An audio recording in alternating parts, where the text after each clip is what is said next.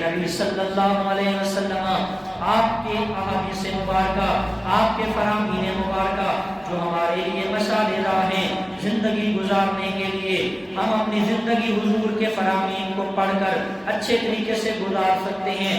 آئیے میرے دوستو، میرے پاک نبی صلی اللہ علیہ وآلہ وسلم نے اس امت کے لیے کون کون سی ایسی نشانیاں، کون کون سی ایسی علامتیں بیان فرمائیں جو قیامت کے ساتھ تعلق رکھتی ہیں۔ قرب قیامت میرے پاک نبی صلی اللہ علیہ وسلم نے ارشاد فرمایا، ایک زمانہ ایسا آئے گا، ایک وقت میری قوم پر ایسا آئے گا، فَيَأْتِ النَّاسِ عَلَى النَّاسِ زَمَانٌ يَتَبَاهُونَ بِالْمَسَاجِدِ۔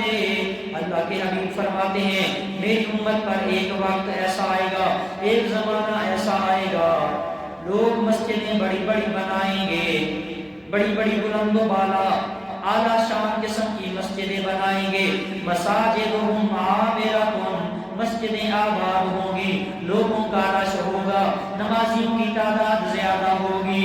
فرمایا وَهِيَ خَرَابٌ مِّنَ الْهُدَىٰ، لیکن ہدایت سے خالی ہوگی۔ کس سے خالی؟ رش زیادہ، گیدرنگ، ہجوم، کثرت زیادہ، لیکن ہدایت سے خالی۔ اس کی تعبیر کیا ہے، اس کی تفسیر کیا ہے کہ ہدایت سے کیوں خالی ہوگی؟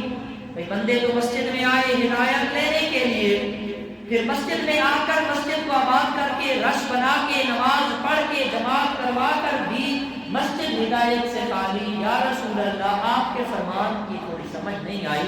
تو اس کی وضاحت یہ ہے کہ مسجد میں آئیں گے، نماز پڑھیں گے، باجماعت پڑھیں گے، لیکن نمازوں کے اندر تقویٰ، نمازوں کے اندر خشوع و خضوع نہیں ہوگا، عاجزی انکساری نہیں ہوگی۔ نماز اللہ کی پڑھیں گے، کام کاروبار دنیا کے سوچیں گے۔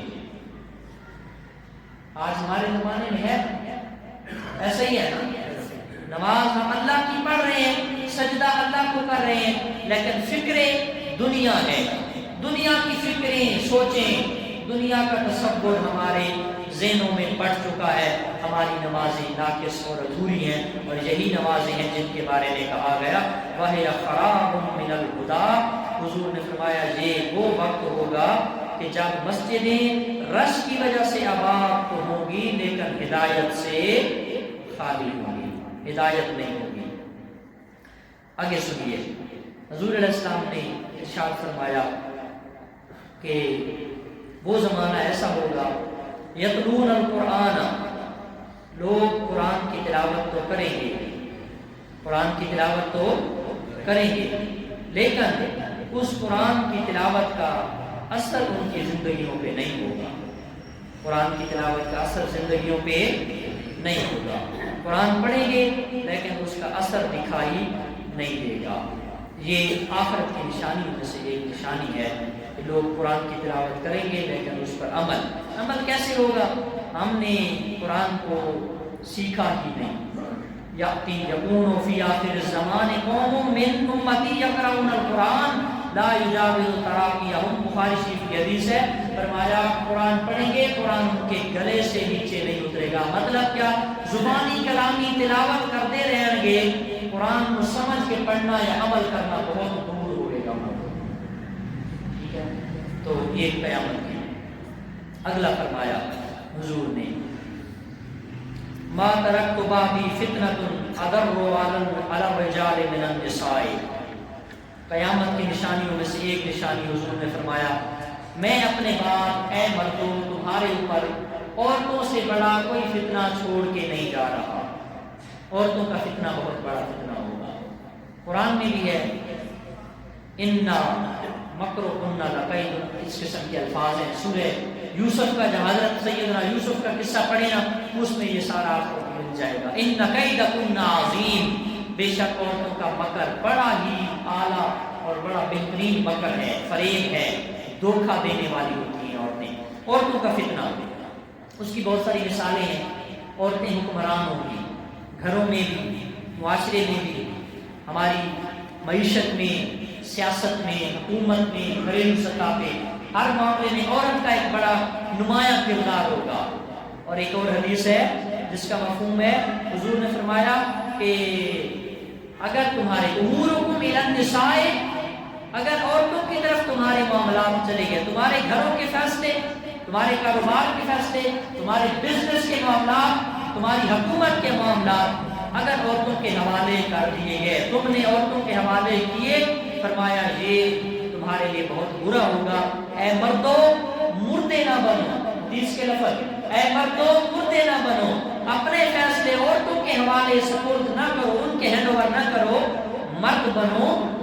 اگر تم عورتوں کو فیصلے سپرد کرو گے، اس سے زندہ رہنے سے بہتر ہے تمہارا مر جانا کہ تم دنیا سے مر جاؤ۔ یہ باقاعدہ حدیث مبارکہ ہے، یہ قیامت کی نشانیوں میں سے ایک نشانی ہے۔ ہمارے غمی پہ، خوشی پہ کیا کرنا ہے، کھانے میں مینیو کیا ہے، کس کو بلانا ہے، کس کو انوائٹ کرنا ہے، کیسے کرنا ہے، خوشی کے موقع پر، منگنی کے موقع پر، شادی کے موقع پر، نکاح کی تقریب میں، ہر معاملے میں عورت کا ایک نمایاں کردار ہونا چاہیے۔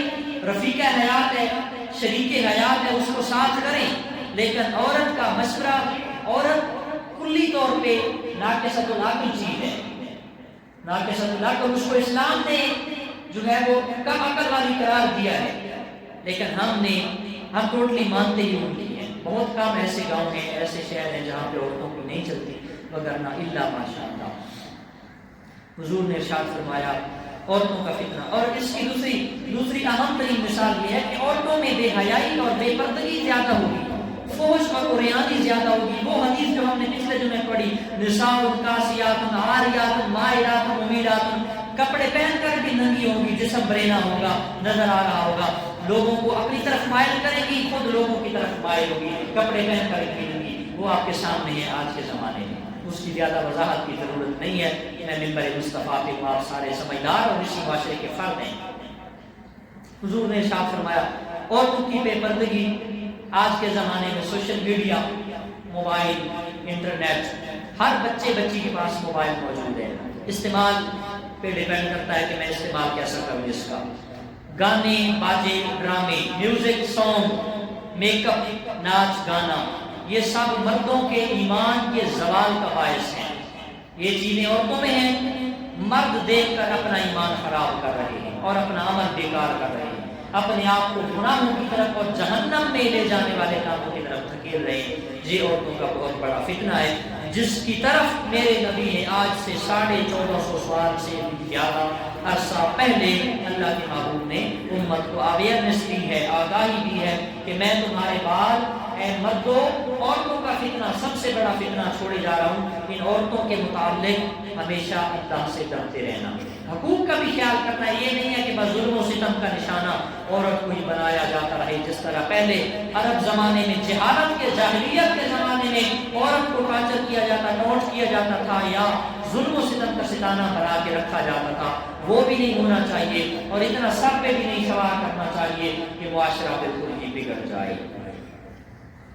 حضور نے ارشاد فرمایا ان من اشراط الساعۃ ان یقل العلم، قیامت کی نشانیوں میں سے ایک نشانی یہ بھی ہے علم کم ہو جائے گا۔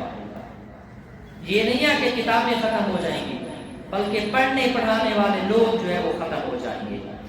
ان من اشراط الساعۃ ان یقل العلم، علم کم ہو جائے گا، ویظہر الجہل، جہالت عام پھیل جائے گی۔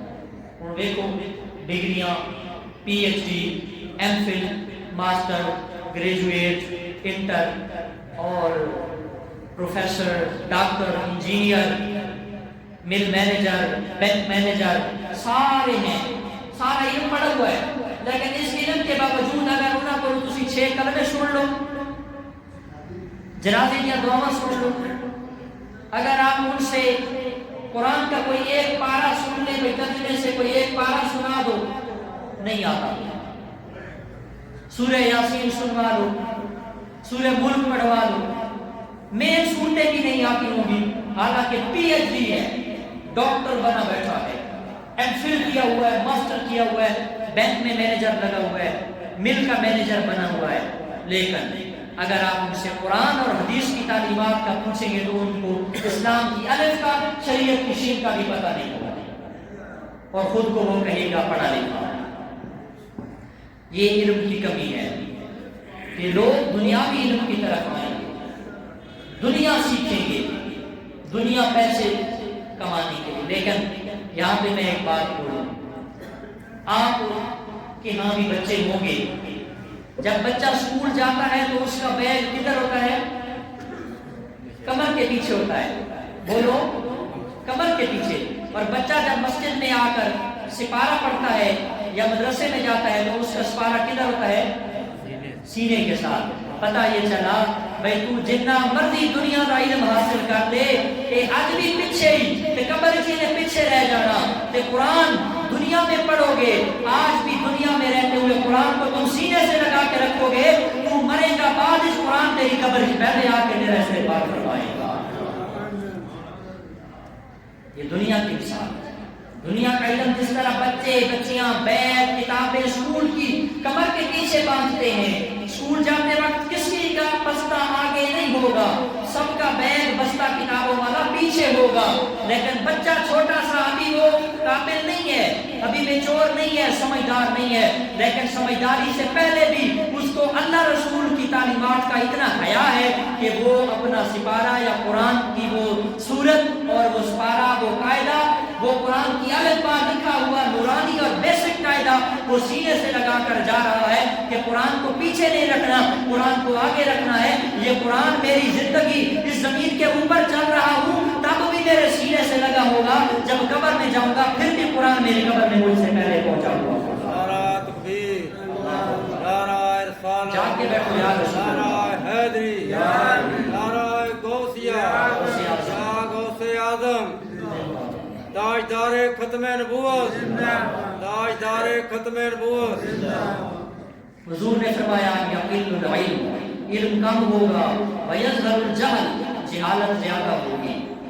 جہالت دیکھیں کہ سب کچھ موجود ہے, قرآن موجود ہے, ترجمہ موجود ہے, تفسیر موجود ہے, اردو میں, انگلش میں, پنجابی میں, فارسی میں, ہر لینگویج میں اس کی ٹرانسلیشن اینڈ ڈیفینیشن موجود ہے.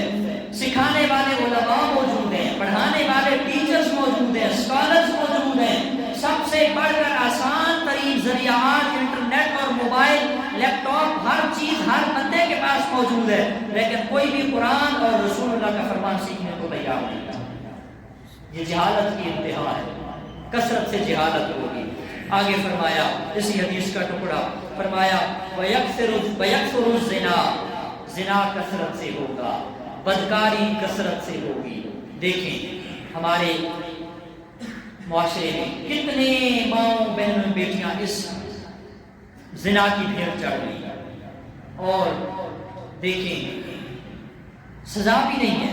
حالانکہ قرآن کہتا ہے کہ زنا کی سزا کیا ہے, آپ کو پتہ ہوگا زانی کی سزا کیا ہے, لیکن کبھی سزا ملی نہیں ہے, اس لیے اگلا بندہ پھر کر لیتا ہے.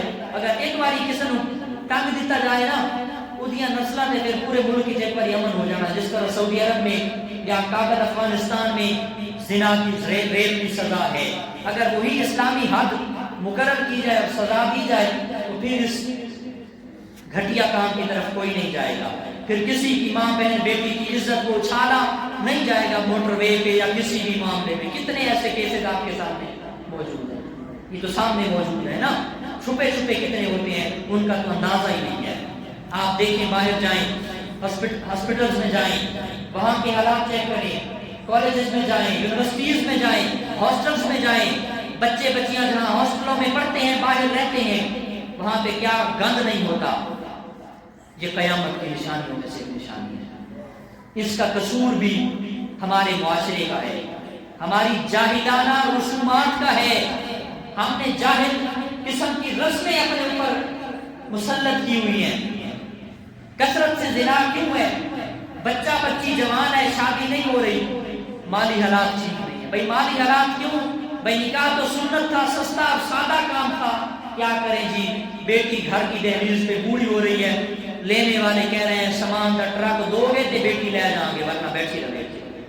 بیٹا سارا دن کماتا ہے, باپ بوڑھا چٹی داڑھی ہو گئی, کما دیا, بیٹی کا جہیز بناتے بناتے ساری زندگی بیٹی کا جہیز بناتے باپ کی گزر گئی ہے, سامنے والوں کی شرطیں ہی نہیں ختم ہو رہی. یہ جاہلانہ رسمیں ہم نے خود اپنے اوپر مسلط کی ہیں، اور ہم نے نکاح کو مہنگا کیا، زنا کو سستا کیا، زنا عام ہو گیا، نکاح مشکل ہو گیا، نکاح کی غلط جاہلانہ ہندوانہ رسمیں ہم نے خود شروع کی ہیں۔ اس وجہ سے قوم کے بیٹے بیٹیاں جوانی کے عالم میں نکاح نہیں کر پا رہے، جس کی وجہ سے غلط کام کی طرف جا رہے ہیں، بد کرداری کی طرف جا رہے ہیں، بے حیائی کی طرف جا رہے ہیں۔ اس میں ہمارے معاشرے کا قصور ہے، ان والدین کا قصور ہے جو بیٹی لیتے وقت شرطیں رکھتے ہیں کہ صوفہ بھی ہونا چاہیے، فریج بھی نمی ہونی چاہیے، کہ فلاں بھی نہ آتے، گولڈ بھی نہ ہونا چاہیے، کہ ان کو بھی چاہیے کہ وہ ڈیمانڈ نہ کریں۔ اور جو بچی والے ہیں وہ بھی اس رشتے کی تلاش نہ کریں کہ بیٹا پڑھا لکھا بھی ہو، بیٹا کماتا بھی ہو، بیٹے کے پاس بنگلہ بھی ہو، گاڑی بھی ہو، وہ مہینے کا 2-3 لاکھ کماتا بھی ہو۔ یہ نہیں دیکھتے ہوئے اس کی دینداری کتنی ہے، اس کی پرہیزگاری کتنی ہے، اس کا تقویٰ اور اس کا اخلاق کتنا ہے، اس کی تربیت کیسی ہے، اس کے اندر ایکسیلنٹ مینرز کتنے ہیں، یہ بیٹی والے بھی نہیں دیکھتے نا۔ بیٹی والے کون سا دیکھتے ہیں کہ بھائی نماز پڑھتا یا نہیں، قرآن پڑھتا یا نہیں، ان دین اسلام کا بھی کوئی پتہ ہوتا ہے یا نہیں۔ بس یہ پتہ ہونا چاہیے کہ بھائی اس کے پاس گاڑی بھی ہے، وہ کماتا بھی ٹھیک ٹھاک ہے، اس کا بزنس سیٹلڈ ہے، ویل سیٹلڈ ہے، اس کا سوسائٹی میں ایک سٹیٹس ہے، ایک مقام ہے، معاشرتی طور معیشت کے طور پہ، معاشی طور پہ وہ مستحکم ہو، فائنانشیلی پرابلم سے بالا تر ہو، پھر ہم اس کو اپنی بیٹی دیں گے۔ بیٹی والوں کے یہ نخرے ہیں، بیٹے والوں کے وہ نخرے ہیں کہ بھائی سامان کا ٹرک دے گا تو پھر تیری بیٹی کو بیاہ کرے گا۔ یہ جاہلانہ رسم ہے، یہ نکاح میں آڑ پیدا کرنے والی رسم ہے، جس نے نکاح کو مہنگا کر دیا، زنا کو سستا کر دیا۔ اس وجہ سے معاشرے میں ریپ عام ہے۔ اور دوسرا، قانون اور ادارے ہمارے وہ رائٹ بھی نہیں دے رہے۔ اگر رائٹ ملتا اور واقعی زانی کو سزا ملتی تو پھر یہ دھندا بھی ختم ہو جاتا۔ بہرحال حضور نے ارشاد فرمایا، اسی حدیث بخاری 81 حدیث فرمایا، وَتَكْثُرُ النِّسَاءُ وَيَقِلُّ الرِّجَالُ، عورتیں کثرت سے پیدا ہوں گی، مردوں کی کمی ہو جائے گی۔ تقریباً یہ زمانہ قریب ہے کہ بچیاں زیادہ ہیں، بچے کم ہیں، لڑکیاں زیادہ پیدا ہو رہی ہیں، لڑکے کم پیدا ہو رہے ہیں۔ اور حضور نے فرمایا مردوں کی تعداد عورتوں کی بنسبت کم ہو جائے گی۔ ایک قیامت کی نشانیوں میں سے ایک نشانی ہے، لَن يُفْلِحَ قَوْمٌ وَلَّوْ أَمَرَهُمْ امْرَأَةٌ۔ کوئی حدیث تو پہلے بیان کی، وہ قوم کبھی ترقی نہیں پا سکتی جس قوم نے عورت کو حکمران بنا دیا ہو، چاہے وہ گھر ہو، چاہے وہ خاندان کی حکمران ہو یا ملک کی حکمران ہو، وہ عورت کبھی بھی کامیابی کی راہوں پہ نہیں چلا سکتی اس معاشرے کو جس معاشرے کے اندر عورت کی حکمرانی۔ صحیح بخاری حدیث نمبر 4425۔ حضور علیہ السلام نے ہمیں ان چیزوں سے پہلے ہی آگاہ فرما دیا تھا کہ قیامت کی نشانیوں میں سے یہ نشانی ہوگی، مردوں میں غیرت ختم ہو جائے گی۔ ایک حدیث کا مفہوم یہ ہے کہ ایک عورت 4 سے 5 لوگوں کو اپنے ساتھ جہنم میں لے کر جائے گی، حالانکہ ان کے عمل جہنم میں جانے والے نہیں ہوں گے۔ ایک عورت، یہ حدیث پہلے بھی بیان ہوئی بات، سب سے پہلے عورت اپنے باپ کے بارے کہے گی، یا اللہ اس نے مجھے بچپن میں تربیت نہ سکھائی، دین نہ پڑھایا، مجھے قرآن نہ سکھایا، رسول اللہ کا فرمان نہ پڑھایا، اور میں دنیا پڑھتی رہی، دنیاوی تعلیم حاصل کرتی رہی، جس وجہ سے میری تربیت اور اخلاق میں کمی رہ گئی اور میں گناہوں کی زندگی میں زندگی گزار گئی۔ سب سے پہلے اپنے باپ کے گریبان کو پکڑی عورت، بیٹی بنے گا قیامت کے دن۔ یہ حدیث کا مفہوم فرمایا، اللہ تعالیٰ باپ سے پوچھے گا، باپ سے کوئی جواب نہ بن سکے گا، تو ساریاں سہولتاں دیتیاں، موبائل بھی دیتا، انٹرنیٹ بھی دیتا، اسکوٹی بھی لے کے دیتی، گڈی بھی لگا دیتی، اسکول دیاں کاپیاں کتاباں بک سب کچھ لے کے دیتا، کالجز کی فیسیں، یونیورسٹیز کی فیسیں، ڈگری سب کچھ لے کر دی ہے باپ، لیکن دین نہ پڑھایا ہوگا۔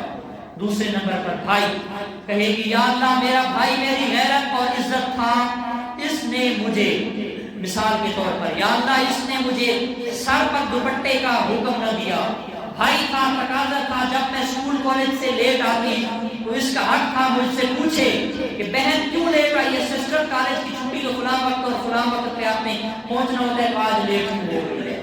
اس نے مجھے welcome party birth day party یا میوزیکل پارٹی میں جانے دیا، میں اس کی غیرت کی، بھائی کی غیرت کا تقاضا، اس کی جرت، حمیت اور بہادری اور غیرت کا تقاضا تھا کہ یہ مجھے نہ جانے دیتا، لیکن اس نے مجھے جانے دیا۔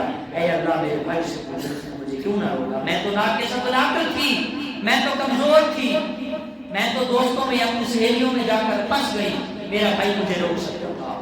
تیسرے نمبر پر جب عورت شادی ہو کے اپنے خاوند کے گھر آئی اور یہاں بھی آ کر شریعت کی حدود کو، لمٹس کو کراس کرتی رہی، شریعت کا پاس نہ رکھا اس عورت نے، اس وقت اللہ کی بارگاہ میں عرض کرے گی عورت، یا اللہ باپ سے، پھر بیٹے سے، اب خاوند سے پوچھ، جب میں اس کی دہلیز پہ آئی تو میں اس کی عزت تھی، میں اس کا پردہ تھی، میں اس کا حیا تھی، میں اس کا لباس تھی۔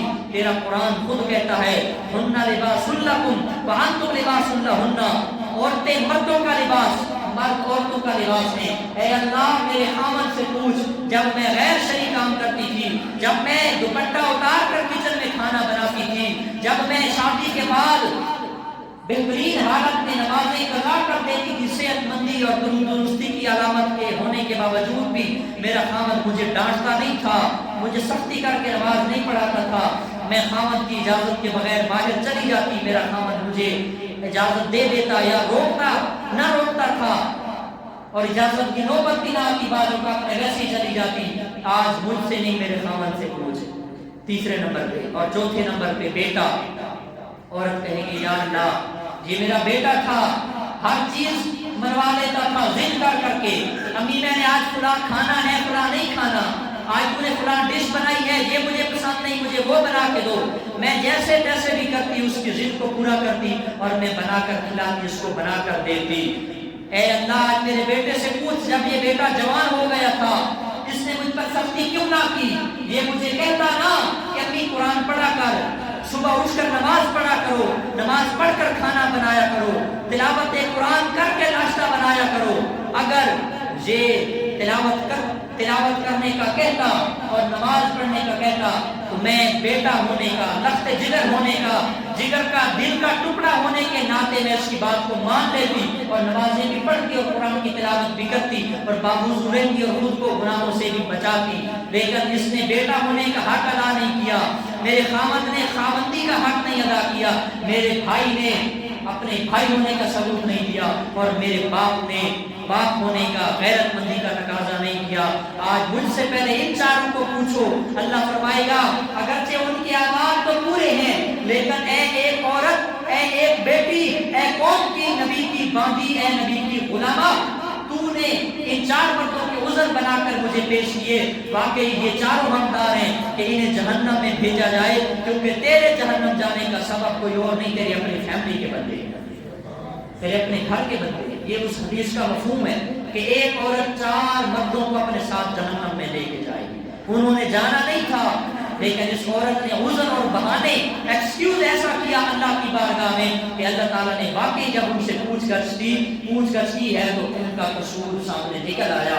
باپ کا بھی حق تھا کہ تربیت ایسی کرتا، بھائی کا بھی حق ایسا تھا کہ غیرت مندی کا مظاہرہ کرتا، خاوند کا بھی حق ایسا تھا کہ عورت کو عزت اور حیا کی چادر دیتا، اور بیٹے کا بھی حق ایسا تھا کہ وہ بیٹا بن کر دکھاتا اور اپنی ماں کو سیدھے راستے پہ جہاں تک ہوتا ضد کرتا، جیسے بھی کرتا چلا کر دکھاتا۔ لیکن ان چاروں نے غفلت برتی ہے، ان چاروں کو بھی اس عورت کے ساتھ جہنم میں، یعنی ان پانچ لوگوں کو جہنم میں جانے کا صرف ایک ذریعہ بے حیائی اور فحاشی لے جو ہے وہ جہنم میں لے گئی۔ حضور اکرم صلی اللہ علیہ وسلم کا ارشاد گرامی مبارک قیامت کے حوالے سے فرمایا، مسجدوں کے اندر دنیاوی گفتگو، حدیثہم فی الدنیا، مسجد میں لوگ آئیں گے اور ان کی گفتگو دنیاوی گفتگو ہوگی، مسجد میں آئیں گے اور جو ہے دین کی بات نہیں ہوگی، دنیا کی بات ہوگی۔ ہمارے معاشرے میں دیکھیں جہاں بھی چلے جائیں، صرف اس مسجد کی تو بات نہیں ہے، جدھر مرضی میرے گاؤں میں ہماری چلے جائیں وہاں بھی یہی ہے، مسجد میں دو چار لوگ جب اکٹھے ہو گئے، انہوں نے اگر کوئی ایک آدھ پڑھ بھی رہا تھا انہوں نے ذکر خدا بند کر دیا، گپ شپ شروع ہو گئی، حال احوال، سیاست، معیشت، کاروبار، خصوصاً موجودہ حالات حاضرہ جو کرنٹلی ریسنٹلی حالات چل رہے ہوتے ہیں ان پر تبصرہ، ان پر کمنٹری شروع ہو جاتی ہے. تو یہ قیامت کی نشانیوں میں سے ایک نشانی ہے کہ حضور نے فرمایا جو ہے وہ مسجدوں میں لوگ آ کر دنیاوی گفتگو کریں گے. لا یبقى من الاسلام الا اسمه، اسلام صرف نام کا رہ جائے گا. یہ حدیث بھی پچھلے جمعے پہ کوٹ کر دی گئی. اسلام صرف نام کا رہ جائے گا. ہم دیکھیں ہم کہاں کھڑے ہیں، ہمارا معاشرہ کہاں کھڑا ہے. ولا یبقى من القرآن الا رسمه، اور قرآن صرف رسم کا رہ جائے گا. قرآن صرف رسم کا رہ جائے گا، اسلام صرف نام کا رہ جائے گا. آپ چلے جائیں منڈیوں میں جائیں، وہاں دھوکہ، جھوٹ، ملاوٹ، فریب، مومنوں کے ساتھ زیادتی. بازاروں میں چلے جائیں وہاں پہ یہ صورتحال. اس کے بعد آپ ہوٹلوں پہ چلے جائیں وہاں پہ بھی یہ صورتحال. بسوں میں مسافروں والے اڈے پہ چلے جائیں وہاں پہ بھی یہ صورتحال. اسی طرح کاروبار میں کسی قسم کا کوئی بھی ڈپارٹمنٹ ہے، کسی آفس میں چلے جائیں، بینک میں چلے جائیں، کسی بھی ادارے میں چلے جائیں، آپ کسی بھی آپ جو ہے وہ ڈپارٹمنٹ میں چلے جائیں، آپ کو ہر شعبے میں کہیں نہ کہیں کرپٹ آدمی ضرور ملے گا. کرپشن جو کر رہا ہوگا لازمی طور پہ ملے گا. بلکہ العیاذ باللہ، اللہ کی پناہ، اللہ اپنے حفظ و امان میں رکھے. ہماری فیلڈ جو علماء کی فیلڈ ہے، جو عالم نہیں ہے، جنہوں نے داڑیاں پگڑیاں بنا رکھی ہیں، جبے کبے دستاریں سجا رکھی ہیں، ان کے اندر بھی ایسی ایسی چیزیں ہیں. مدرسوں کے نام پہ چندہ کھا رہے ہیں، مسجدیں بنا کر چندہ کھا رہے ہیں، بڑے بڑے آستانے اور پیرخانے بنا کر لوگوں سے چندے اور نذرانے غریبوں سے بٹور کے وصول کر کے کھا رہے ہیں، اپنی جیبیں بھر رہے ہیں، اپنی گاڑیاں بنا رہے ہیں، لگژری لائف اپنی اسپینڈ کر گزار رہے ہیں. ایسی زندگی گزار رہے ہیں کہ ان کی زندگی بندہ دیکھتا ہے تو لگتا ہے بھئی یہ تو کوئی کسی سلطنت کا بادشاہ یا کوئی شہزادہ آ گیا سلطنت کا. لیکن وہ کیا ہے؟ وہ غریب عوام کا چوسا ہوا، نچوڑا ہوا پیسہ، ان کے ہدیے، ان کے نذرانے، ان کی جیبوں سے وصول کیے ہوئے پیسے ہیں. حالانکہ کوئی نذرانہ لینا کوئی اتنا برا نہیں ہے اگر کوئی کامل بندہ ہے، اگر کوئی اچھا بندہ واقعی اللہ کا نیک بندہ ہے، وہ نذرانے لے، امیروں سے لے، غریبوں میں بانٹ دے. یہ پھر سنت مصطفیٰ پہ عمل ہو جائے گا، یہ حضور کے طریقے پہ عمل ہو جائے گا. امیر لوگوں سے پیسہ لو، غریبوں میں بانٹ دو. لیکن ہمارے ہاں امیروں سے بھی لے رہے ہیں، غریبوں سے بھی لے رہے ہیں، اپنی جیباں بھری. یہ صورتحال ہے. مسجدوں، مصلاوں، منبروں، محراب کے جو وارث ہیں ان میں کتنے لوگ ہیں جو پڑھے لکھے نہیں ہیں اور اس منصب کو سنبھالے بیٹھے ہیں. اگر آپ ان کو چیک کریں، آپ کیا چیک کریں گے؟ آپ تو خود ان چیزوں سے ناواقف ہیں. سچیاں گلیں کرتا. اگر کسی عالم کو بھیجے نا، صحیح اتھینٹک عالم ہو، جو ہائیلی ایجوکیٹڈ ہو، جس نے قرآن و حدیث کو واقعی پڑھا ہو، جو واقعی اسلامک اسکالر ہو، اس کو بھیجیں اور جا کے پوچھیں کہ ہمارے امام مسجد صاحب کا ذرا کوئی سوال وغیرہ کوئی کویسچن وغیرہ کر کے آؤ، پوچھو بھئی یہ کتنے پانی تک ہے. تو اکثر مسجدوں میں علماء نہیں ہیں. یہ جڑا وہ کام ہو لگے، اللہ کرے اگر ہو گیا تو پتہ چل جانا کہ نوے سوچ میرے کہ نوے بندہ تو شاید نکل جانا نا. یہ جڑا کام ہو رہا ہے نا 50,000 کا. بہرحال مطلب یہ ہے ہر شعبے میں دھوکہ، فراڈ. اچھے لوگ بھی موجود ہیں، یہ نہیں ہے کہ اچھے لوگوں کی کمی. اچھے پیر بھی موجود ہیں، اچھے علماء موجود ہیں، اچھے مفتیان موجود ہیں، اچھے ہمارے سیاسی لیڈر موجود ہیں جو ملک کے ساتھ، قوم کے ساتھ، معاشرے کے ساتھ خدمت کے لیے اپنے آپ کو ہر وقت تیار رکھتے ہیں. اپنی جیبیں نہیں بھرتے، اپنا مال نہیں بناتے، کرپشن نہیں کرتے، کرپٹ نہیں ہے، بالکل امانت دار ہیں، خیانت نہیں کرتے، بالکل دیانت دار ہیں، بددیانتی نہیں کرتے. لیکن اکثر لوگ ہمارے معاشرے میں، ہم دفتروں میں جاتے ہیں، بینک میں جاتے ہیں، مل میں جاتے ہیں، ہمارے اس افسر کے پاس جس کے پاس ہمارا کام ہو، مثلاً ایک سائن کروانے ایک پیپر پہ، اس نے تھوڑا سا ایک سیکنڈ لگنا ہے، پین کھول کے اس نے یوں سائن کرنے ہیں. اس سگنیچر کے لیے وہ بوڑھے آدمی بیچارے کو لائنوں میں گھنٹہ لگواتے رہتے ہیں. وہ کر کے دے سکتے ہیں، 2 سیکنڈ کا کام ہے، ایک فنگر لگانا ہے، ایک جو ہے وہ فنگر پرنٹ لگا دیں. لیکن وہ لائنوں میں لگاتے ہیں، کتاروں میں لگاتے ہیں. کتنی ماؤں بہنوں بیٹیوں کو وہاں کتاروں میں کھڑا کرتے ہیں. کتنوں کا کام نہیں کرتے، آج نہیں کل آنا. میرے ڈاکومنٹس کا مسئلہ تھا، HEC ہائر ایجوکیشن کمیشن کا اسلام آباد. مجھے 1 مہینے میں 3 چکر لگے، 1 ہفتے، پھر 10 دن بعد، پھر 20 دن بعد، 3 بار کام نہیں ہوا. آپ یہاں جو موجود ہیں پکے نمازی ان کو پتہ ہوگا، یہی کہتے تھے کہ بس جی ٹی بریک ہے، لنچ بریک ہے، بس نماز کا ٹائم ہے. یعنی فیصل آباد سے گیا ہوا بندہ اسلام آباد میں گیا کام کروانے 400-500 کلومیٹر کا مسافر آدمی خرچہ کرایہ کر کے 2 منٹ اگر لیٹ ہو گئے تو بھائی کل آنا. انہوں کی پتا میں کتوں آیا کل آنا، بھائی تیری ایک پینسل لگنی، ایک تیرا پین لگنا، تو سائن کر کے دے دے. تو دفتر میں جو بیٹھے ہیں ان کو چاہیے کہ وہ ایمانداری سے کام کریں، تاکہ آپ کے دفتر آپ کے آفس سے جب بندہ باہر جائے تو ماں پہن دیا گالا نہ کرے کہ بڑا کچھ چبل تے کمینہ آدمی سی، بلکہ دعا دے، گالا نہ کرے، دعا دے کر نکلے کہ یا اللہ اس نے میرا کام کیا تو اس کے بگڑے کاموں کو سنبھال دے. ٹھیک ہے، آپ دکان پہ جائیں، فروٹ لینے جائیں، پھل لینے جائیں، ان کا یہ کام ہے کہ وہ غلط چیز نہ شامل کریں. آپ وہاں پہ ڈرائی فروٹ لینے جائیں، میوہ لینے جائیں، بادام گریاں لینے جائیں، اس کے تولنے تک آپ کھائیں نہ بیچارے گا. وہ آپ کو منع تو نہیں کرے گا کیونکہ آپ اس کے کسٹمر ہیں، آپ اس کے خریدار، اس کے گاہک ہیں، آپ اس کی چیزیں کھا رہے ہیں، وہ مہنگی چیزیں ہیں، وہ آپ کو منع بھی نہیں کر سکتا. لیکن آپ جو اس کی بچت یا پروفٹ ہے وہ آپ کھا رہے ہیں، اس کے تولنے تک آپ کھا رہے ہیں. مونگ پھلی، کشمش، اینی تھنگ، کوئی بھی چیز ہے. اسی طریقے سے جو جس منصب پہ ہے، جس کو اللہ نے جو عہدہ دیا اس عہدے کا صحیح استعمال کرے. اسلام نمازیں پڑھنے کا نام تو نہیں ہے صرف. صحیح بات ہے، آپ ڈیپلی مطالعہ کریں نا. پھر میں غلط ہوں تو اگلے جمعے مجھے یہاں سے پکڑ لینا ہے کہ گریبان کو غلط آخیا. اسلام نمازیں پڑھنے کا نام بھی نہیں ہے صرف. اسلام صرف قرآن پڑھنے کا نام بھی نہیں ہے. اسلام تو اخلاقیات ہے، مخلوق خدا کے. ہاں جی میں غلط کہہ رہا ہوں تو پھر چپ رہو، جو اگر صحیح کہہ رہا تو سبحان اللہ کرو. اسلام مخلوق خدا کی محبت، ہمدردی کا نام ہے. سیکریفائی، جذبہ ایثار، خدا کی مخلوق سے پیار کرنا، یہ اسلام ہے. نماز کتنی فرض ہے؟ اخلاق 24 گھنٹے فرض ہے.